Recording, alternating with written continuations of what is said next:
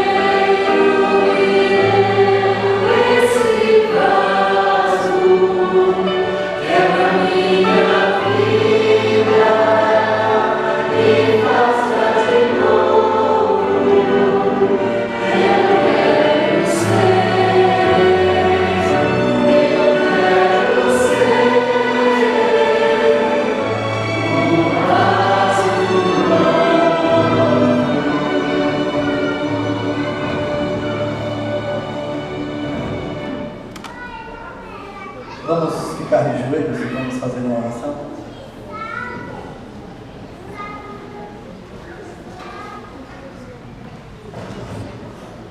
Santo Deus e maravilhoso Pai, nós queremos te agradecer, porque embora a nossa imperfeição, embora nossos pecados, o Senhor nos ama, o Senhor nos quer bem. Nós estamos aqui, Senhor, para podermos ter um encontro especial contigo. Que nessa manhã o Senhor visite cada coração, o Senhor esteja presente no meio de nós. É o que nós pedimos em nome de Jesus. Amém.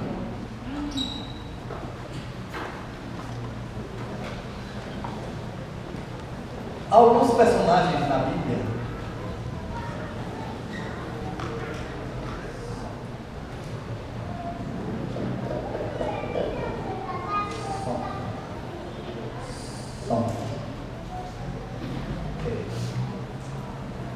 Há alguns personagens na Bíblia que costumamos nos identificar com eles.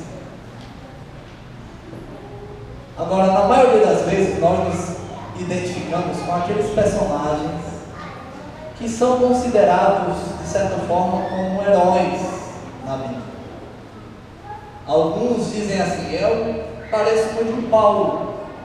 Eu tive que cair do cavalo, sofrer um acidente, passar por algum trauma, para poder então voltar a enxergar a verdade do Evangelho e ser uma nova criatura. Mas depois disso eu me tornei um baluarte da verdade, um pregador, tenho assim vivido. Outros dizem: eu me pareço com Pedro. Eu neguei a Jesus em alguns momentos da vida, mas hoje sou um líder da igreja, prego o Evangelho para multidões, como Pedro. Outros dizem: eu me pareço com Tiago, com Tomé. Só acredito vendo. E a gente costuma se identificar às vezes com esses personagens, heróis. Mas nessa manhã eu gostaria de apresentar para você um personagem bíblico que não é um herói. Ao contrário, talvez tenha sido o pior personagem do Antigo Testamento. Mas eu queria mostrar como nós nos parecemos com ele. E esse é Manassés. Vamos abrir a Bíblia no livro de 2 Crônicas, capítulo 33.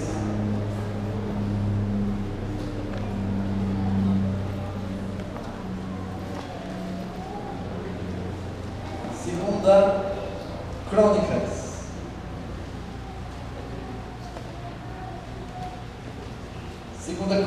Crônicas, capítulo 33.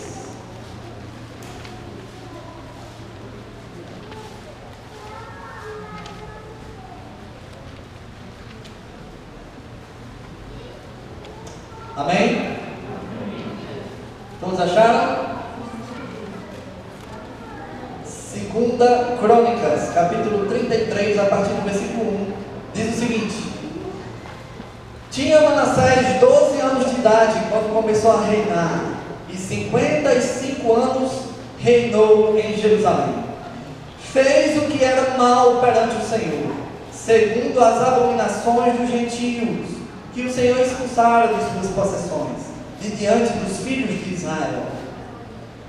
Pois tornou a edificar os altos que Ezequias seu pai havia derrubado, levantou altares aos Baalins, e fez postes ídolos, e se prostrou diante de todo o exército dos céus, e os serviu. Versículo 4: Edificou altares na casa do Senhor, da qual o Senhor tinha dito: em Jerusalém porei o meu nome para sempre. Também edificou altares a todo o exército dos céus, nos 2 átrios da casa do Senhor. Queimou seus filhos como oferta no vale do filho de Inom. Adivinhava pelas nuvens, era agoreiro, praticava feitiçarias, tratava com necromantes e feiticeiros, e prosseguiu em fazer o que era mal perante o Senhor, para o provocar a ira.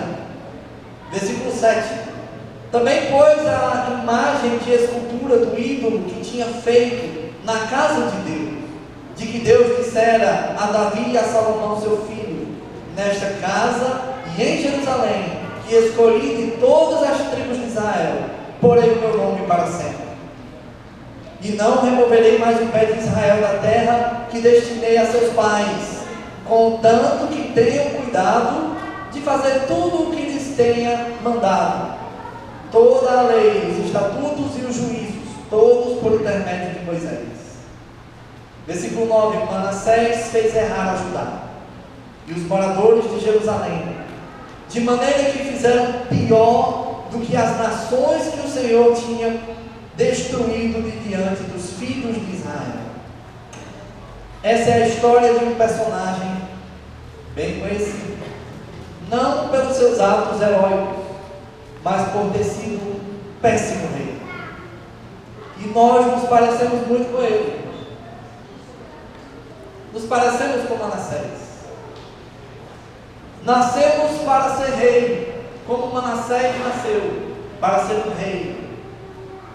Todo ser humano nasce para ser um rei. Todo ser humano é uma obra-prima complexa e tem um potencial ilimitado. Você nasceu para ser um rei, uma rainha, como Manassés foi. Mas Manassés abandonou os caminhos do Senhor. E nós também abandonamos esse caminho. Nós também andamos por caminhos de pecado e fizemos o que desagradava a Deus. Manassés levantou postes ídolos, lugares de adoração a falsos deuses. E nós também fazemos a mesma coisa. Nós também levantamos deuses falsos para adorar o dinheiro, o sexo, o poder, a ganância, o egoísmo, a glutonaria. Manassés sacrificou seus filhos a Moloque, uma estátua com ventre como se fosse uma fornalha. Então Manassés, ele sacrificou seus filhos a essa estátua de Moloque, uma estátua que tinha um ventre como uma fornalha. E assim Manassés sacrificou seus filhos. Nós também temos sacrificado nossos filhos. Nós não temos tempo para eles. E todas as vezes que você não tem tempo para o seu filho, não se preocupe, Moloque vai cuidar dele. Todas todas as vezes em que você e eu não temos tempo para conversar com os nossos filhos,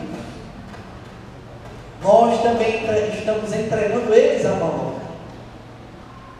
Quando você não conversa com o filho e ensina para eles a respeito da sexologia saudável, se você nunca sentou com seu filho para falar sobre sexo com ele, não se preocupe, Moloque vai ensinar. Se você nunca teve tempo para estar com seus filhos e falar com eles a respeito de drogas, não se preocupe, você está entregando para que Moloque ensine e ele vai ensinar. Quando você não tem tempo para vir à igreja, para ensinar aos seus filhos o valor da igreja e dos princípios cristãos, você e eu estamos entregando nossos filhos a Moloque. Enquanto que a Bíblia diz o seguinte: ensina a criança o caminho em que deve andar. Enquanto a Bíblia diz assim: estas coisas inculcarás à mente dos teus filhos. Enquanto a Bíblia nos ensina essas coisas, nós estamos entregando. Por outro lado, nós estamos entregando nossos filhos a Moloque. Manassés era um homem religioso, só que ele era religioso num sistema de falsa adoração. E nós também, muitas vezes, nós somos religiosos. A gente vem para a igreja, a gente anda para a Bíblia, nós somos religiosos, mas muitas vezes temos um falso sistema de adoração. A gente vem para a igreja, mas não vem para adorar. A gente vem às vezes para a igreja para ficar olhando a respeito da roupa do nosso irmão, a respeito de como vai a vida do nosso irmão, quando deveríamos vir à igreja com o intuito de adorar. O fato de virmos à igreja não nos salvará, a menos que tenhamos uma genuína adoração. Nós temos outros exemplos na Bíblia, não é? Caim era um homem religioso, mas ele tinha uma falsa adoração e não foi aceito por Deus. Judas Iscariotes também era um homem religioso, ele era inclusive um dos apóstolos, mas a sua adoração não era genuína, o seu coração não estava em Deus. E nós, às vezes, somos assim também, como Manassés. O que é uma verdadeira adoração? A Bíblia nos ensina. Há um versículo áureo que todos nós deveríamos saber de cor. Apocalipse 14, 12. Ali diz qual é o verdadeiro adorador. E eu queria que você abrisse a sua Bíblia no livro de Apocalipse, capítulo 14, o versículo 12.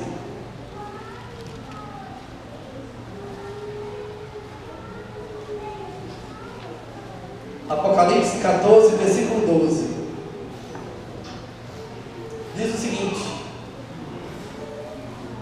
aqui está a perseverança dos santos, os que guardam os mandamentos de Deus e a fé em Jesus. Aqui está a verdadeira adoração. A verdadeira adoração começa com perseverança. Perseverança é sinônimo de lutar, não desistir.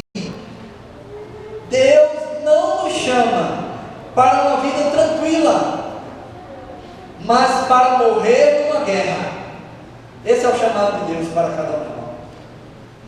Morrer o velho homem numa guerra contra o pecado. Esse é o chamado de Deus para a verdadeira adoração. Mas nós não temos essa adoração, desistimos facilmente, costumamos desistir fácil, não temos perseverança. E você já percebeu quantas pessoas já dizem assim: eu vou sair da igreja, vou desistir da igreja? E eu não sei se você já percebeu, Mas toda vez que aparece um problema na nossa vida, a primeira coisa, às vezes, que vem à mente é: vou sair da igreja. A pessoa enfrenta um problema, está com dificuldade, seja ela qual for, aí vem à mente, sabe o quê? Vou sair da igreja. Eu acho isso engraçado, sabe por quê? Nunca vi até hoje ninguém dizer assim: pastor, estou passando por um problema muito grande, minha vida está uma coisa séria, e eu tomei uma decisão: vou largar o vício, vou largar a bebida, vou largar o cigarro, porque a minha vida está muito mal, então eu decidi que vou largar o vício.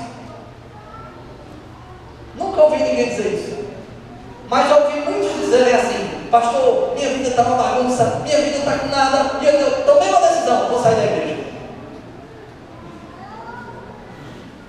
E às vezes eu fico me perguntando: o que tem a ver uma coisa com a outra? Só há uma explicação para isso: o inimigo, ele se aproveita dos momentos em que nós passamos por problemas, e ele começa a depositar em nossos pensamentos o desejo de sair da igreja, de abandonar a Deus por causa dos problemas. Às vezes passa por problema no casamento,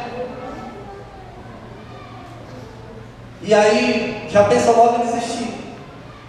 Vou desistir, não está dando certo, vou abandonar a minha esposa ou meu esposo. Não há perseverança muitas vezes. É como se fosse assim: imagina dois soldados que vão para uma batalha, para a guerra. Os dois soldados, eles se prepararam, eles pegaram as armas, eles pegaram as munições, pegaram tudo que precisava, treinaram, passaram um bom tempo em treinamento, e aí agora chegou a hora de ir para a guerra. Aí os dois vão para a guerra, os dois, um do lado do outro, e caminham juntos, vão para a guerra. Chega lá na frente, aí lá vem o inimigo. Chegou agora a hora de lutar. E aí os dois começam a lutar, né? Na guerra. Daqui a pouco é mais ou menos assim que eu imagino. Já imaginou se de repente, no meio da guerra, no meio da troca de tiros, um soldado olhasse para o outro e dissesse assim: olha, essa guerra está terrível. Que guerra horrível! Quer saber de uma coisa? Não quero mais ficar do seu lado, porque essa guerra está horrível. Vá para um lado, eu vou para o outro, vamos se separar, acabou o nosso relacionamento, não quero mais você. E aí de repente um dos soldados se levantasse e dissesse: tchau, fica aí para morrer, eu vou embora. Não tem sentido isso, mas é o que muitas vezes acontece dentro de um casamento. Os dois se uniram para enfrentarem juntos uma batalha, a batalha da vida, mas quando chega a hora do tiroteio, a hora da guerra, aí um olha para o outro e diz assim: não quero mais, vamos se separar, porque essa guerra está terrível e eu não quero ficar mais perto de você. Não temos perseverança,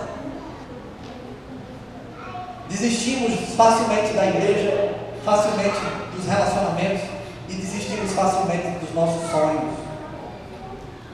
Mas a verdadeira adoração começa por perseverar. É a perseverança dos santos.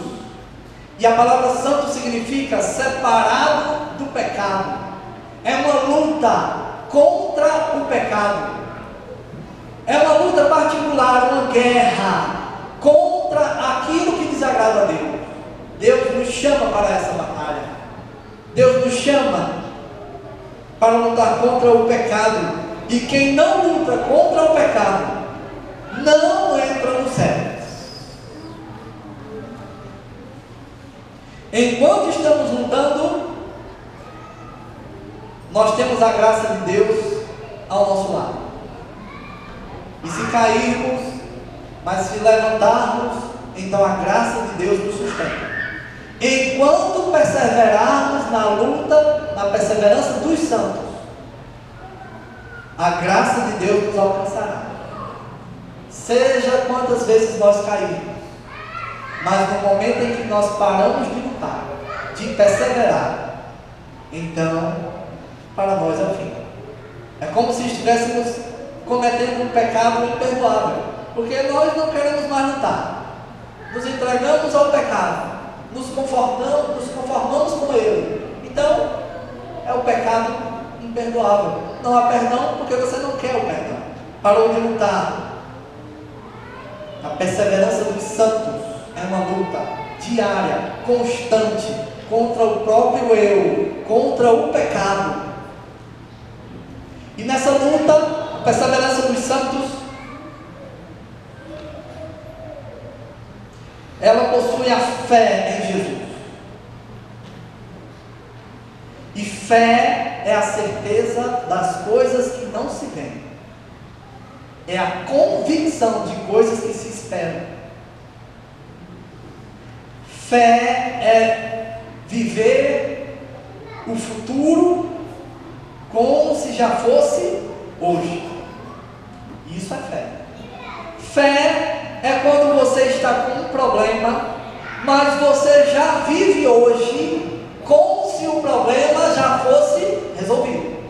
Porque você acredita nas coisas que ainda não se veem. Você tem convicção em coisas que você espera. E isso é fé. A fé, portanto, nos leva à alegria de viver, mesmo em meio aos problemas. A fé nos leva ao otimismo. Viver com otimismo, mesmo quando tudo parece que está dando errado, que vai dar errado. Mas a fé nos faz lançar um olhar para o futuro e viver o futuro como se fosse hoje. Há um ditado que diz assim: você é aquilo que você come. Eu penso que um ditado melhor seria: você é aquilo que você pensa. Se você pensa que algo na sua vida vai dar errado, você já começa a viver aquilo como se fosse dar errado. E sabe qual é o resultado? Dá errado. Porque você botou isso na sua mente.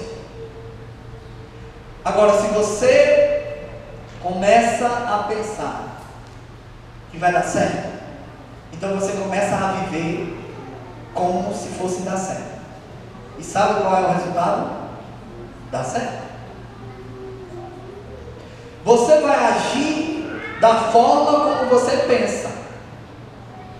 Você vai viver aquilo que você pensa da sua própria vida, a respeito de si mesmo. Você é resultado daquilo que você pensa. Vitória ou derrota, sucesso ou fracasso, tudo está na forma como você pensa. E a fé é uma forma de pensar no futuro, mas vivê-lo já hoje, com a certeza de que vai dar certo. Isso é fé. A verdadeira adoração tem perseverança, é uma luta contra o pecado, é a perseverança dos santos, tem a fé em Jesus e guarda os mandamentos. É obediência. Obediência à vontade de Deus. Essa é a verdadeira adoração. E sem ela não adianta ser religioso. Não adianta ser cristão ou crente ou qualquer nome que você quiser dar. Sem fé é impossível agradar a Deus. Sem genuína adoração, você pode estar perdendo tempo aqui.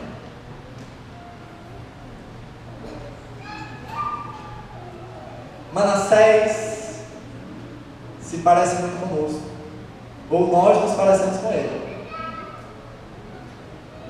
Mas tem algo no fim da vida de Manassés que nós deveríamos imitar.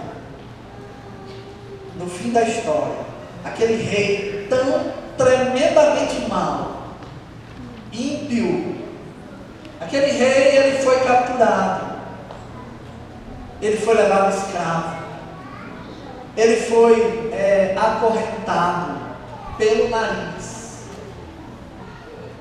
Pelo nariz. Mas ele se voltou para Deus. Em meio a tantos erros, tanto pecado, Manassés se volta para Deus e ora ao Senhor. E pede que Deus tenha misericórdia e perdoe ele. E sabe o que é mais incrível na história de Manassés? É que Deus ouve a sua oração. E Deus perdoa Manassés. E Deus restaura a vida de Manassés. Deus liberta Manassés das suas prisões e traz ele de volta ao seu reino. Restitui a ele o trono. Dá tudo de volta àquele rei que não merecia nada. Deus olhou para ele com ternura. Deus ouviu a sua oração. Deus teve compaixão da sua vida e o libertou. Aquele homem que sacrificava seus filhos a Moloque, aquele homem que ergueu altares de falsos deuses, aquele mesmo homem, Deus o amou. Se Deus foi capaz de perdoar Manassés, Deus é capaz de perdoar a mim também. Deus é capaz de perdoar a você também. Seja quais foram os caminhos que nós andamos. Nós temos hoje uma festa na igreja e uma festa no céu. E temos aqui um exemplo vivo de alguém que resolveu entregar a sua vida ao Senhor. E seguiu os mesmos passos que muitos de nós aqui já seguimos. De reconhecer que a vida ao lado de Deus, ela é melhor. A vida ao lado do Senhor é melhor. Eu gostaria de convidar aqui à frente nosso irmão Juarez.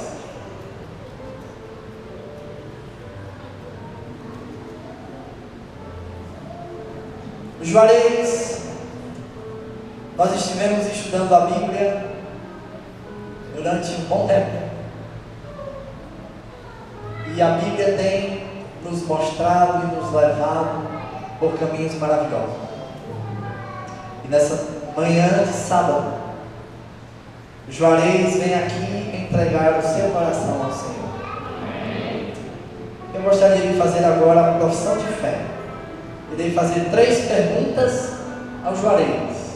E ele irá responder sim ou não, de acordo com aquilo que ele crê. Juarez, você crê em Deus Pai, Filho e Espírito Santo como um só Deus? Amém.